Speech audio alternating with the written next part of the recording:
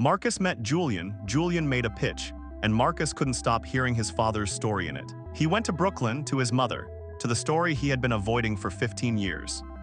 Gloria Webb remembered everything, even the things she wished she could forget. Your father was a smart man. People forget that. He worked hard, he read, he researched. A man came to him, a friend, said your father's $40,000 would become $200,000 in 2 years. The man disappeared. The restaurant never opened. 3 years later, your father lost his job too. He never forgave himself. Marcus's father didn't lose his money because he was greedy. He lost it because hope without a plan is just risk. Core lesson: emotional investing, making decisions based on fear, greed, or hope instead of logic, is the #1 cause of financial loss for everyday investors. Markets go up, markets go down. The investors who win long-term are the ones who don't panic when it drops and don't overreach when it rises. Marcus read the folder again, this time with different eyes. What if it's real, though? Then ask someone neutral to review it.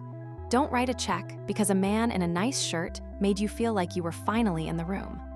5,000, not 10, money he told himself he could afford to lose. He clicked, and this time it felt completely different. 2 investments, 2 very different feelings, one built on logic, one built on hope.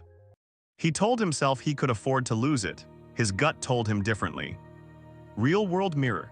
A Dalbar study found that over 20 years the S&P 500 returned 6.1% annually. The average investor kept only 2.9%. The gap is emotion. Buy high in excitement, sell low in fear. It's the most expensive habit in investing and the most common. Meanwhile, his index fund just kept going, quietly, steadily, without drama.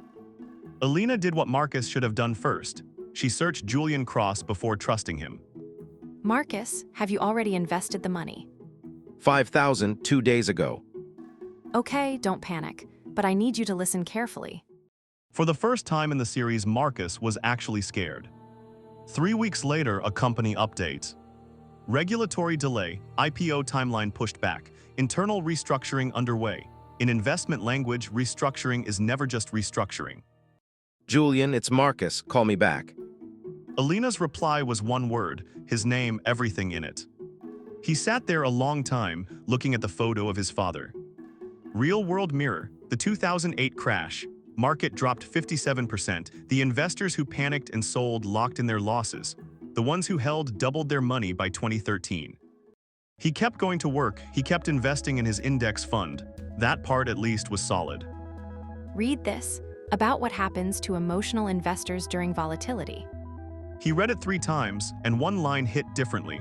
The investor who learns from a loss is not finished, they are educated. The foundation was still there, still growing. He hadn't lost everything, he just paid tuition.